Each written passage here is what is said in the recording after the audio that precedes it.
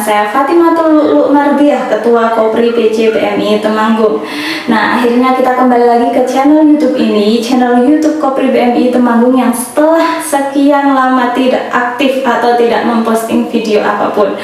Nah, jadi mengingat pesan dari Menteri Ketenagakerjaan Ida Fauziah yang mengatakan bahwa Kopri ini harus memiliki manfaat bagi kaum perempuan yang dalam hal ini dapat kita mulai dari diri kita masing-masing. Selain itu, beliau juga mengatakan bahwa ketika berbicara terkait dengan ketimpangan digital bagi kaum perempuan, maka pastikan bahwa kita ini sebagai generasi perempuan yang melek akan digital. Nah, berangkat dari hal tersebut, kami Kopri PC PMI Temanggung memproduksi sebuah podcast spesial Hari Kartini dengan tema Perempuan Berdaya Meningkatkan Kesejahteraan Bersama. Nah, dalam podcast ini tentu kita akan bahas terkait dengan gerakan-gerakan Kartini dan juga perempuan-perempuan masa kini. Nah, podcast ini akan diisi oleh Ibu Lulu Ifadah, aktivis perempuan yang saat ini menjadi Kaprodi PAI di kampus Unisnu Temanggung. Nah, dan juga akan dimoderatori langsung oleh anggota Kopri, yaitu Puput Sukma. Nah, bisa kita saksikan bersama podcast. Baiklah sahabat, pada podcast kali ini kita akan membahas lebih lanjut mengenai Raden Ajeng Kartini. Mungkin dari siapakah beliau, apa saja gerakan-gerakan atau perjuangan beliau dari dulu, kemudian mungkin perjuangan itu apa perjuangan yang masih bisa kita relevankan pada saat ini jika kita kaitkan dengan isu-isu yang sedang booming saat ini seperti kekerasan seksual atau wanita. Namun sebelum lanjut kepada pembahasan ini, jangan lupa untuk subscribe YouTube kami yaitu Kopri PMI Temanggung. Terima kasih. Baik dulu, mungkin saya ini mau bertanya dulu, Ibu bisa menjelaskan siapa sih Kartini itu? Oke, baik. Selamat bertemu dengan sahabat-sahabat Kopri di seluruh Indonesia. Semoga tetap diberikan kesehatan. Dan terima kasih sudah menyimak channel ini. Yang pertama, ketika kita berbicara tentang Kartini, kita tidak bisa melepaskan dari peran emansipasi beliau. Kita tahu bahwa dalam sejarah Indonesia, budaya patriarki ini menjadi budaya yang cukup dominan di awal pergerakan kemerdekaan. Bahkan sebelumnya juga cukup kuat. Nah, Kartini ini merupakan salah satu sosok wanita pendobrak budaya patriarki di Indonesia, di mana beliau mengutamakan pada bagaimana memajukan kualitas perempuan, terutama pada dunia pendidikan, agar bisa baca tulis, akan bisa masuk dalam sektor-sektor publik yang kemudian beliau refleksikan melalui karya puisinya. Dan ini juga menginspirasi perempuan-perempuan di seluruh Indonesia.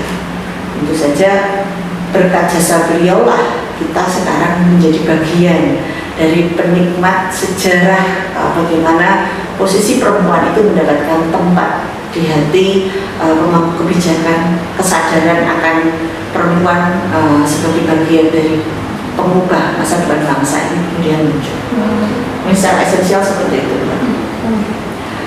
Mungkin dari itu Kartini itu sudah tidak asing ya, apalagi dalam memperjuangkan pendidikan untuk perempuan. Betul sekali. Mungkin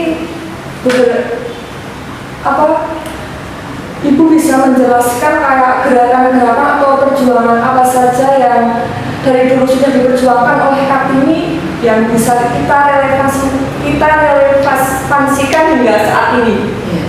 Yang pertama, khususnya untuk kaum muslimah ya, kita berbicara dalam konteks bagaimana perempuan itu menjadi berdaya.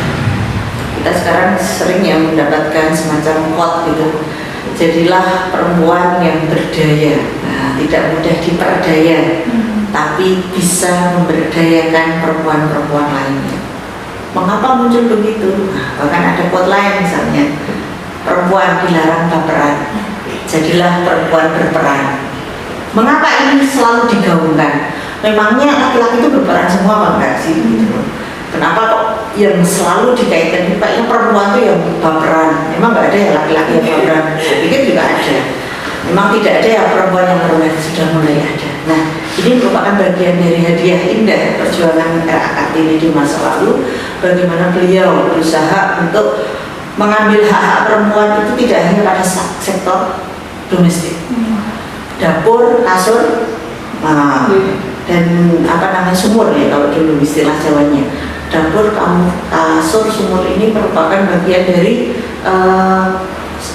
pencitraan negatif yang muncul pada perempuan. Bahwa perempuan itu adalah orang yang harus stay at home, orang yang harus bertanggung jawab atas semua hal yang ada di rumah tangga, termasuk dia tidak memiliki aksesibilitas untuk keluar di wilayah publik. Nah, peran emansipasi hari ini, kita kalau berbicara perempuan hari ini, perempuan terbagi menjadi banyak fase pemahaman tentang independensi. Kita lihat ada perempuan independen hari ini. Perempuan independen itu perempuan yang bagaimana? Yang mampu berdikari, yang mampu tampil diterima di publik, dia juga suka, passionnya juga di luar itu suka.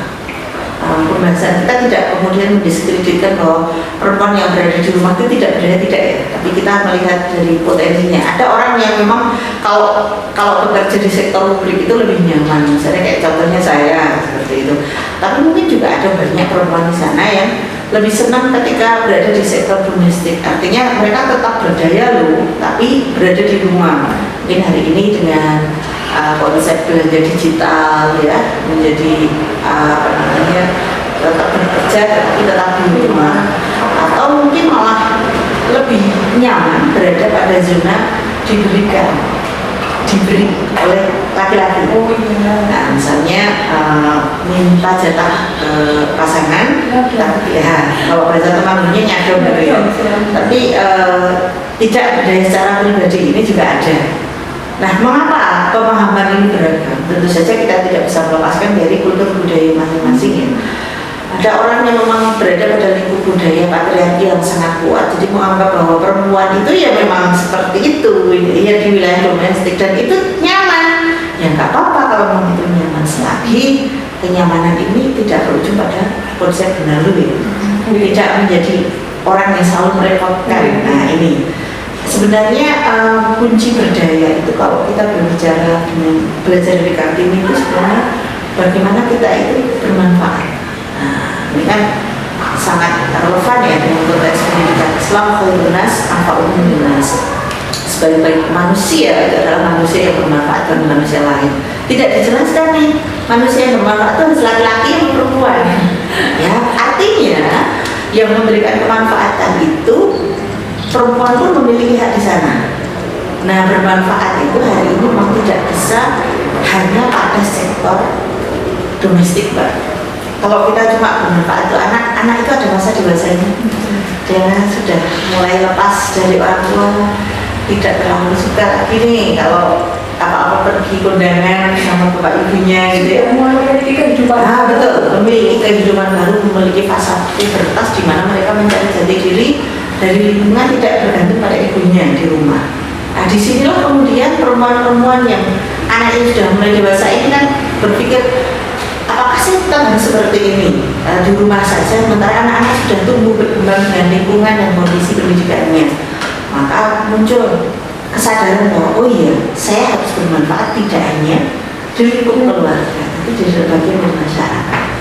Nah, sebenarnya kan kalau mulai baca, tulis, kemudian diposisikan di sektor publik itu kemudian menjadi bagian dari yang digaungkan Kartini pada perempuan untuk hak-haknya dipenuhi di situ. Nah, kita tinggal mengambil sisi kemanfaatan dari perjuangan beliau. Apa itu? Yang pertama, bahwa kita tampil dengan potensi kita, bukan atas nama gender. Ya, kalau saya mampu, meskipun saya perempuan, saya menjadi pemimpin, nggak apa-apa. Kalau Anda tidak mampu, meskipun Anda laki-laki, ya jangan, kan gitu. Jadi dasarnya bukan jenis kelamin kita. Lebih ke kayak apa yang kita miliki. Betul, potensi yang kita miliki seperti apa ya. Karena perempuan, kita tahu bahwa perempuan itu makhluk yang super rigid, super detail. Ini tingkat kelebihannya detail, kemudian teliti, tapi juga sering baperan. Nah, ini titik lemahnya ya, karena memang struktur empati pada saraf perkembangan otak janin perempuan itu lebih dominan. Makanya kalau Mbak Puput lebih baperan daripada saudaranya laki-laki itu wajar. Ya. Karena kita secara hormonal, secara biologis kita memang struktur otak kita itu lebih kecenderungannya pada sektor emosinya kita itu lebih dominan. Nah, Mungkin bisa baper, tapi itu bukan baper yang berlebihan gitu. nah, ini yang membuat baper itu berlebihan atau tidak itu adalah bagaimana kemampuan kita menganalisis sebuah masalah. Nah, kemampuan menganalisis itu sangat dipengaruhi dari background kita, baik itu dari pendidikan, aspek pergaulan, komunitas yang kita bangun, kemudian peran-peran yang kita tempati. Saya sangat mengapresiasi ya ketika ada banyak misalnya kepala desa perempuan yang mereka juga latar belakang pendidikannya sebenarnya tidak tinggi, tapi mereka public speaking-nya bagus loh. Nah, kenapa ini?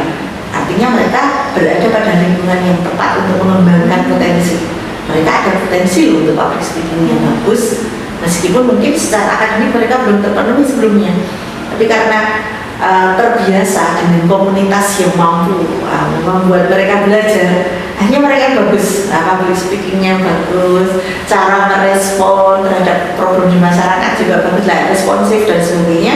Ini juga dibentuk ternyata ya, proses pembentukannya. Dan juga mungkin dari kesadaran masyarakat bahwa kalau kemampuan itu bukan terletak pada jenis kelamin. Nah itu. Kalaupun perempuan tapi dia memiliki kemampuan, ya dia tetap bisa menjadi seorang pemimpin. Betul. Tapi sayangnya Bu, tidak di semua tempat itu sadar, kayak masih menyebutkan bahwa seperti yang Ibu katakan tadi, perempuan itu tempatnya di kasur, sumur, sama Dapur. cuma itu. Terus mungkin bagaimana sih caranya agar kita bisa menyadarkan seperti itu, padahal dari dulu Raden Ajeng Kartini sudah memperjuangkan secara mati-matian bahwa perempuan dan laki-laki itu setara begitu kan Bu? Tidak. Ya, sebenarnya ini tidak lepas dari banyak pemahaman diskursus tentang bias gender itu panjang sebenarnya Mbak. Dari mulai teks-teks agama yang dipahami secara misoginis, jadi dari sudut pandang laki-laki saja misalnya, sehingga apalagi ini momennya mau tahun politik ya, pemimpin perempuan itu nggak boleh dipilih gitu, haram misalnya. Nah ini sudut pandang seperti ini memang sangat kompleks, sangat dipengaruhi banyak. Nah sekarang tapi saya tidak akan melebar ke sana ya, artinya kita berbicara simpel saja ya. Mengapa ya masih ada stereotip atau pencitraan negatif bahwa perempuan itu ya masuknya domestik? Sebenarnya menurut saya ini bisa dipatahkan dengan pembuktian Mbak. Kalau kita berbicara pada sejarah Nabi Muhammad, kita tahu bahwa Siti Khadijah merupakan seorang pengusaha perempuan yang Nabi Muhammad bekerja pada beliau. Artinya dari sejarah Nabi Muhammad saja kita tahu bahwa perempuan itu menjadi pengusaha, dia menjadi top leader, dan Nabi Muhammad menjadi karyawannya Siti Khadijah. Kalau kita berbicara Sunatul Rasul, itu sudah sangat tergambar dengan jelas. Kemudian istri kedua Nabi Muhammad, Siti Aisyah, memimpin perang. Perang Jamal. Ini juga merupakan bukti bahwa kepercayaan untuk memimpin perang itu kan identik dengan fisik. Ini juga diserahkan kepada kaum perempuan. Nah, ini dari 15 abad yang lalu sudah dilakukan. Nah, hari ini kita tahu Menteri Keuangan Sri Mulyani dengan segala prestasinya, dan yang lain, kita tidak bisa menyampaikan satu persatu. Artinya apa? Sebenarnya citra negatif dari beberapa kalangan itu sudah terpatahkan dengan fakta. Nah, masalah konsepsi cara berpikir orangnya masih sama. Buktinya ini sudah banyak di masyarakat bahwa perempuan ini berdaya, tetapi masih bergugup kalau bahasa orang Temanggung. Pokoknya pikirannya itu pokoknya anak nafkahi, neng omah gue, pokoknya ini anak ya tidak apa-apa. Kalau memang, ini saya katakan, kalau memang dalam mendidik anak itu tidak dibutuhkan peran keluarga. Tapi saya mau tanya Mbak Ubud, bisa nggak hari ini kita seorang ibu mendidik anak dengan kondisi dia hanya berada di rumah saja? Kalau menurut saya tidak. Tidak ya? Sulit ya? Sulit, karena hari ini tantangan hari ini dalam mendidik anak, mendidik keluarga, maupun rumah tangga itu tidak cukup kita hanya berada di dalam. Perempuan juga harus melek digital loh, biar tahu bagaimana tuh anaknya mengakses informasi. Jangan-jangan kecolongan jadi anak mama di rumah baik-baik saja, di luar wow gitu kan. Bulan puasa ini kita lihat, saya itu kalau lihat berita kriminal itu sering terkaget-kaget. Seorang anak membunuh ibunya bulan puasa loh, kandung. Atau ada oknum beberapa pihak ditemukan di hotel, sedang melakukan kegiatan tidak pas di bulan Ramadan loh. Ini artinya apa? Tuntutan zaman hari ini sangat kompleks. Perempuan ini secara komunitas, kalau kita berbicara di aspek pemilu saja, keterwakilan perempuan ini belum 30% di semua partai. Kemudian jiwa pemilih perempuan ini ternyata 50%. 50%, artinya dia juga memberikan peran luar biasa loh bagi perkembangan Indonesia ke depan. Hasil pemilu nanti itu peran perempuan 50%. Maka suara perempuan itu juga saatnya perempuan itu bicara, saatnya kayak hari ini podcast kita kan, kita pengen perempuan bicara itu yang gimana ya? Kita bicara saja bahwa hari ini ketika kita hanya berada di sektor domestik, kita tidak bisa menjadi perempuan yang bermanfaat. Sulit. Meskipun akses teknologi itu sudah bisa diakses semua orang, tapi ada banyak hal yang tidak bisa dilakukan ketika hanya berbasis teknologi saja.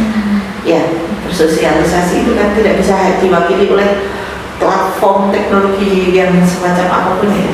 Nah ini yang kemudian sebenarnya terbantahkan Mbak Puput menurut saya. Kalau masih ada yang berpikir bahwa perempuan itu tidak maju, perempuan di belakang itu sebenarnya sudah terbantahkan. Hanya sudut pandang atau pemikirannya yang belum mau dirubah nih. Pikirnya ya perempuan itu yang gitu aja, manut dan sebagainya. Dan tidak apa-apa sih sebenarnya. Konsep manut itu selagi imamnya bisa dinut tidak masalah. Yang jadi masalah kan kalau merasa bahwa perempuan itu berdaya dan menyaingi laki-laki, padahal tidak loh. Perempuan itu kan melengkapi sistem pasangan ya. Kalau kita berbicara di konteks pernikahan ya, perempuan ketika maju itu suami jangan takut selagi dia beriman. Karena apa? Melengkapi kekurangan suami, tidak untuk mengungguli. Seringnya itu sebenarnya yang saya lihat ya, gaya gender itu kebanyakan dalam prakteknya itu banyak kaum pria yang khawatir diungguli oleh perempuan. Merasa tersaing. Kalau tersaing. Padahal setinggi apapun kita, tetap imam kita adalah laki-laki. Makanya tapi kuncinya ada imannya lah. Ya. Jadi konsep membersamai ini menjadi konsep yang sekarang lebih relevan digunakan Mbak Putri. Jadi hari ini kita tidak bisa berdaya sendirian. Berdaya itu harus bareng-bareng gitu. Enaknya kalau jadi perempuan itu saling memberdayakan agar satu sama lain problem dari kita itu bisa kita atasi. Jadi pemanfaatan kita baik itu di sektor domestik maupun publik itu betul-betul ada.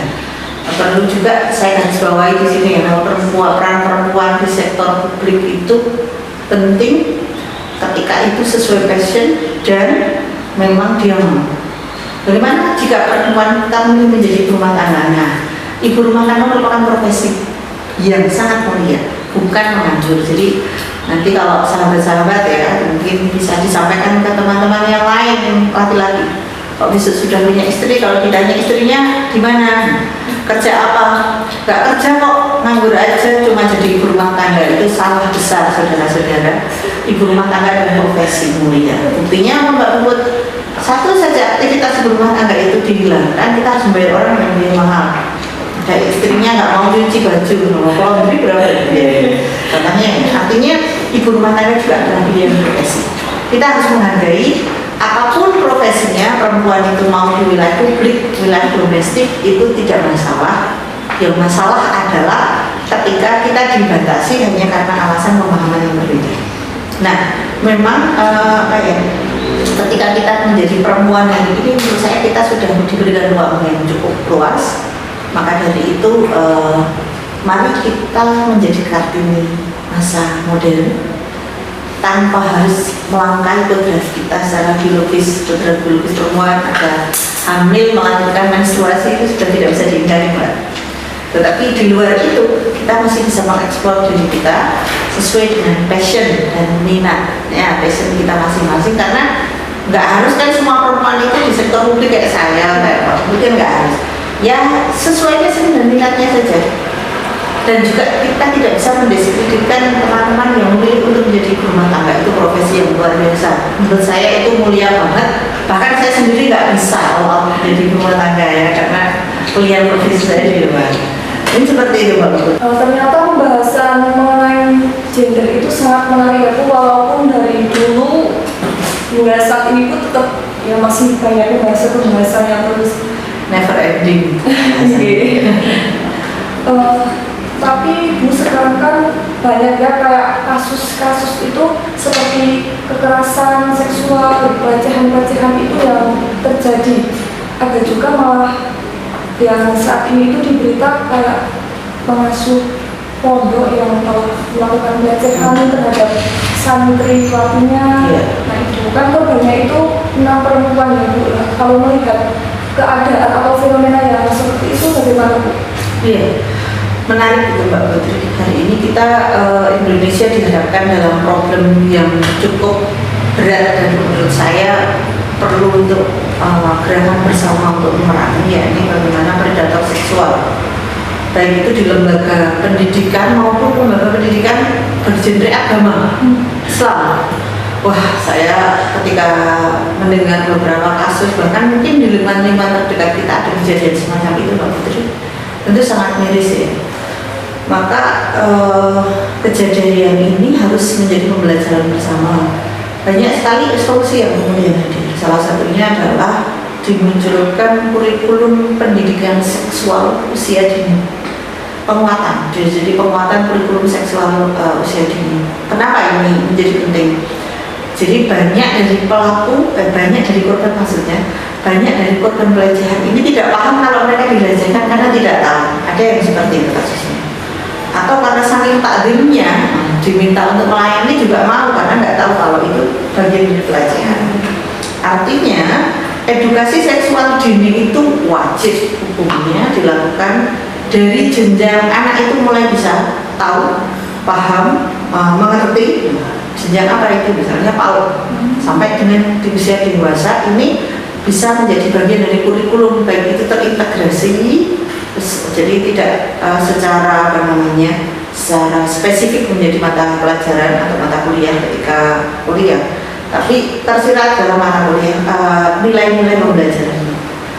Bagaimana dia menjaga dirinya, bagaimana menjaga auratnya, bagaimana ketika bertemu lawan jenis. Ini kan harusnya dasar-dasar ini sudah dipahami dari awal. Nah, memang kekerasan seksual ini juga sebenarnya sangat dipengaruhi banyak aspek. Misalnya pemahaman yang tidak komprehensif tadi, satu ya. Yang kedua, bagaimana motif pelaku itu juga beragam. Pelecehan itu dikarenakan misalnya ada kelainan seksual dan yang lain. Yang ketiga bisa jadi ngakunya ini dilecehkan, tapi aslinya mau sama mau, suka sama suka. Kita tahu ya akses teknologi hari ini juga menjadi dua sisi mata uang, di mana mengakses hal-hal yang semacam itu, pornografi, pornoaksi itu sangat mudah. Ini juga menjadi semacam stimulasi bagi orang yang tadinya nggak tahu tentang pornografi, pengen praktekkan harus nonton misalnya. Nah akhirnya motif-motif pelecehan itu hadir itu dari banyak aspek. Tapi seringkali memang korban pelecehan itu yang disalahkan perempuan gimana toh dandannya nggak benar nih dandannya kayak gitu. Kalau misal perempuan yang disalahkan, jika kita melihat itu kan tempatnya di pondok pesantren Bu, kan tidak mungkin kalau misal pakaiannya terbuka, kan kadang juga sudah tertutup, sudah sebisa mungkin untuk kayak menjaga diri, tapi masih saja terjadi pelecehan seperti ini. Iya, tentu saja kita tidak bisa menjustifikasi ya, karena itu kasuistik artinya tidak semua pesantren semacam itu ya. Jadi jangan disalahartikan nih, podcast kita akan menyudutkan lembaga tertentu. Artinya ketika ada kasus semacam itu, saya yakin banyak motif. Tetapi dari banyak motif itu kita juga harus tahu bahwa semua yang terjadi itu pasti ada asal muasalnya. Artinya bagaimanapun kondisinya perempuan itu paham tentang auratnya, ini wajib. Nah, batasan-batasannya. Pembahasan yang tadi ternyata sangat menarik sekali ya Bu, walaupun dari dulu tuh sudah ada pembahasan tentang gender, tapi sampai sekarang itu masih booming, tidak ada hentinya, masih enak juga dibahas terus. Kemudian sekarang itu kan banyak ya Bu, kayak kasus-kasus pelecehan seksual, dan ternyata korbannya itu kebanyakan emang di perempuan ya Bu, bahkan di sektor pendidikan pun juga terjadi. Terus kalau seperti itu bagaimana Bu? Oke, ini menurut pandangan saya ya. Jadi hari ini kondisi kita ini kan sedang darurat ya, darurat pelecehan seksual ya. Kalau tadi dikatakan Mbak Puput, korbannya kebanyakan perempuan, tapi juga kasuistiknya juga kayak kasus Reinhardt itu. Nah, ini korbannya sodomi laki-laki semua. Artinya siapapun, apapun gendernya, ini berpotensi menjadi korban dan berpotensi menjadi pelaku. Yang berbahaya adalah korban yang traumatik, karena korban pelecehan itu sangat berpotensi menjadi pelaku kejahatan seksual berikutnya. Karena dia merasa saya ingin mendapatkan teman bersama-sama menjadi korban kayak gitu. Ini kan artinya dia menjadi mata rantai yang terus bergulir. Nah, kalau menurut saya memang pelecehan seksual itu kan banyak ya, sepertinya ada pelecehan verbal, ya, perempuan lewat terus bajunya seksi, cucit, nah, ini bagian dari pelecehan. Tapi kalau perempuannya senang dicucit, ya, apakah itu bagian dari pelecehan? Menikmati kan, malah senang karena sebagai penikmat pelecehan itu. Betul, kan ada yang kalau sudah pelecehan itu sudah dinikmati bukan pelecehan lagi ya, sama-sama suka. Sama-sama suka. Iya.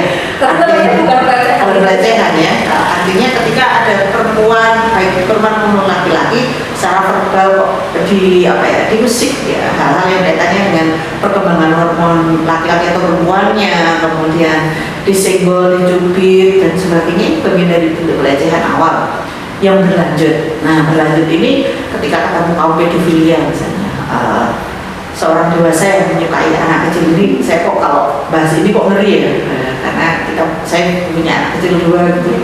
Nah, predator anak di lingkungan pendidikan, nah yang melakukan adalah pendidiknya. Nah, ini catatan luar biasa besar ya. Mungkin kasus-kasus viral yang kemarin bahkan membawa-bawa nama agama. Ini apa yang terjadi? Tentu saja ini bagian dari, kalau kita berbicara dimensi agama Mbak Puput, tidak bisa melaksanakan ajaran secara komprehensif. Jadi pemahaman agama ini masih dasarnya dihafalkan, kemudian diajarkan tapi tidak perlu diamalkan. Ini bahaya juga. Sekedar tahu, sekedar memberi tahu, tapi tidak melaksanakan secara pribadi. Nah, akhirnya yang didahulukan adalah nafsu. Nah, kalau kasusnya misalnya pelecehan itu baik perempuan atau laki-laki terjadi sudah di mana-mana, yang harus kita lakukan apa? Yang membentengi anak-anak kita seperti yang saya sampaikan, hari ini kita sudah berada pada kondisi darurat, ya, darurat pelecehan seksual, maka sudah saatnya kurikulum pendidikan seks ini terintegrasi di semua jenjang. Jadi anak harus tahu. Dulu saya pernah punya klien gitu, klien yang dia itu tidak paham kalau dia hamil, karena dia tidak tahu ketika disetubui itu adalah proses pembuahan yang membuat dia hamil. Nggak salah, ada yang seperti itu karena usia masih kecil. Nah, ini artinya potensi kita untuk untuk mensosialisasikan, menyampaikan kepada publik, kepada masyarakat, baik orang tua maupun anak, ini loh pelecehan. Kamu kalau seperti ini tuh namanya kamu disetubui dan sebagainya, itu harus betul-betul bukan menjadi kajian tabu lagi Mbak, gitu loh hartanya. Nah, selama ini pendidikan seks itu di barat, banyak orang mengatakan itu tuh tabu, di sini memalukan, itu tuh aib, nggak harus dibahas. Padahal hari ini justru harus dibahas, justru harus diketahui. Sangat penting. Betul, agar tidak mau praktek. Kalau prakteknya keliru, langsung jadi pembuahan bukan dengan pasangannya. Ini kan bahaya sekali Mbak Puput. Makanya kalau harapannya melalui kurikulum itu terintegrasi, gurunya paham, siswanya paham, orang tuanya bisa mengamalkan di rumah, ini menjadi bagian dari apa ya, tripusat pendidikan. Nah, keluarga, masyarakat, sekolah ini menjadi lingkungan yang nyaman bagi perkembangan anak sehingga anak tidak mengalami hal seperti ini lagi. Jadi saya mengontrol, Mbak. Karena kan kejadian-kejadian yang sudah terjadi itu rata-rata saking percayanya orang tua menitipkan anak di sebuah lembaga, akhirnya disalahgunakan karena sudah sangat percaya. Padahal kita juga butuh kontrol ya. Cuma terlalu percaya tapi nggak ada pengawasan dari orang tua. Betul, makanya sebelum kita mengawasi kan usia PAUD itu fase fondasi ya. Kalau di kurikulum Merdeka Belajar itu fase fondasi itu keluarga punya kewajiban dasar memberitahu pada anak tentang pendidikan seksual, tentang hormonnya.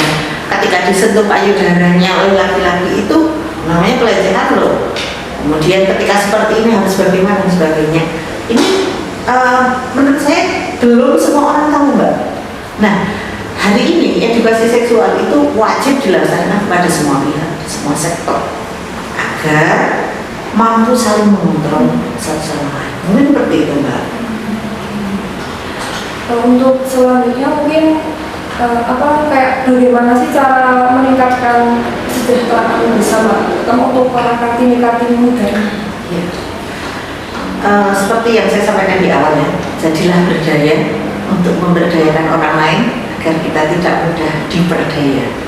Nah, berdaya itu artinya minimal kita berdaya dalam kapasitas diri, baik itu pendidikannya. Nah, ini perempuan sudah saatnya perempuan itu mengambil peran-peran untuk mendapatkan kesetaraan dalam pendidikan. Jangan dibedakan kalau punya anak laki-laki boleh S2, kalau perempuan SMA saja ya. Tapi sepertinya hari ini sudah mulai banyak kesadaran masyarakat yang tinggi ya. Kemudian kita ini berpeluang untuk mendapatkan potensi baik itu pendidikan termasuk aksesibilitas publik. Nah, sekarang jarang sekali ya ada sektor pekerjaan yang mewajibkan harus laki-laki gitu tuh jarang. Pilot pun perempuan ada, driver ojol, ojek online perempuan juga banyak. Tukang parkir perempuan. Artinya sekarang jenis kelamin itu sudah tidak menjadi syarat dari profesi-profesi yang sepertinya dulu dimiliki laki-laki ya. Artinya berarti yang dilakukan pertama adalah bagaimana kita meningkatkan kompetensi personal skill kita, baik itu skill formal dalam bidang pendidikan maupun non formal. Termasuk yaitu mental kita itu sebagai perempuan jangan menjadi mental yang orang yang selalu tangannya di bawah. Jadilah perempuan berdaya yang bisa memberi, diberi oke, tapi memberi pun bisa. Bahkan bisa memberi nih, tangan di atas lebih bagus daripada tangan di bawah. Ini kan juga tidak harus tangan di atas itu laki-laki kan. Nah, seringkali kita yang menyempitkan itu makna-maknanya itu. Yang tangan di atas kan laki-laki itu, tapi saya kan minta aja kan, enggak. Justru kita itu bisa menjadi pemberi juga gitu. Yang kedua, kita juga harus melek teknologi, ya, melek dengan budaya. Ada budaya-budaya tertentu di daerah-daerah tertentu yang memang di sana lebih patriarki, tidak membolehkan. Kita memahami budaya tidak untuk kita tiru, tapi bagaimana kita bisa mengambil pelajaran dari budaya itu. Maka kita menjadi perempuan berdaya itu juga dilarang untuk menghujat perempuan yang belum berdaya. Tapi kita merangkul, beda ya? Ya. Mendiskreditkan dan merangkul itu berbeda. Merangkul itu artinya yuk bareng-bareng kita berdaya tanpa harus menyakiti pasangan, tanpa harus menyakiti tradisi daerahmu, tanpa harus kita menjadi orang yang sok perempuan banget, nggak butuh laki-laki kan, nggak gitu juga. Jangan sampai berdayanya kita itu kebablasan sehingga konsep gender kita itu malah akhirnya jadi narkis. Nah, cut dulu, tobat dulu. oh iya. Menarik sekali ya pembahasan kita kali ini. Mungkin Ibu Lulu ada pesan atau closing statement? Oke, baik. Jadi memasuki hari menuju hari perayaan Hari Kartini. Khususnya kita tidak hanya sekedar merayakan melalui event-event yang ada di daerah desa bersamaan dengan Ramadan dan Lebaran ya. mari kita refleksikan semangat Kartini ini tidak sebatas sejarah, tidak sebatas menjadi sejarah yang perlu kita bincangkan atau kita ceritakan, tapi mari kita refleksikan dalam kehidupan kita hari ini, di era ini, bahwa kita adalah Kartini di era modern yang memiliki tantangan perjuangan yang berbeda. Kita kemudian ketika diberikan keleluasaan, diberikan ruang untuk bergerak, bukan berarti kita hidup tanpa tantangan. Justru tantangan hadir dengan ragam dinamikanya. Maka dari itu, marilah saya mengajak kepada diri saya maupun seluruhnya dari anggota Kopri bahwa kita dalam merefleksikan Kartini itu adalah lebih banyak bagaimana pemanfaatan kita sebagai perempuan, baik itu di sektor publik maupun di sektor domestik. Mari kita seimbangkan antara pengetahuan kita, antara emosional kita dengan orang lain, dan bahkan bagaimana spiritualitas kita dengan Allah. Artinya ketika kita berada di masyarakat, kemudian nilai-nilai itu tergambar secara baik, maka itu diharapkan mampu meminimalisir tadi ya, kejahatan-kejahatan pedofilia, kejahatan seksual dan sebagainya. Ini jangan sampai kita sebagai perempuan ini diidentikan dengan menjadi korban. Mari kita menjadi pemberdaya yang merangkul korban yang sudah terlanjur menjadi korban untuk kita berdayakan kembali. Hidupnya ini belum berakhir loh, mari kita berdaya bersama.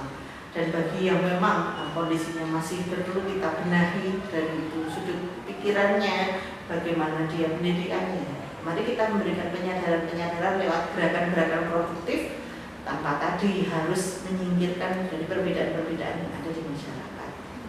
Ketiga kalinya, mari kita mengambil peran dengan tidak mengesampingkan beban biologis kita sebagai perempuan, sehingga menjadi Kartini di masa depan tentu tantangannya banyak, yang bukan berarti kita tidak bisa menjalani. Berperan itu artinya bergerak terus maju. Ketika ada hal yang kurang pas, mari kita benahi. Tidak ada proses yang sempurna, adanya adalah proses yang berjalan. Mudah-mudahan melalui podcast ini Mbak Putri juga, Mbak Puput ya, Mbak Puput jadi tersadar bahwa oh iya, kita sebagai perempuan ini memiliki keleluasaan peran, kita juga memiliki potensi yang sama. Mari kita berdaya bersama-sama. Kita tidak menjadi superwoman, tapi kita menjadi super team. Nah, jadi tim dari perempuan-perempuan hebat memajukan Indonesia yang berdaya dengan perempuan-perempuan yang tidak mudah diperdaya. Mungkin itu statement dari saya. Terima kasih sekali dulu atas pesannya, semoga bermanfaat untuk kita semua, terutama para perempuan-perempuan ya Bu. Dan dari saya akan mengambil sedikit kesimpulan dari apa yang sudah kita bahas tadi, yaitu bahwa kita sebagai perempuan itu memiliki potensi pendidikan yang sama, tidak ada batasan untuk kita. Dan kita itu jangan menjadi seseorang yang hanya berdiam diri dan secara kasarnya itu cuma nyadong begitu. Kita harus mengeksplorasi bakat atau skill yang kita miliki sesuai minat kita, dan yang terakhir kita itu harus selalu berperan, bukan baperan. Mungkin cukup sekian podcast kali ini. Terima kasih semuanya. Mungkin saya akhiri. Wassalamualaikum warahmatullahi wabarakatuh. Salam pergerakan. Salam.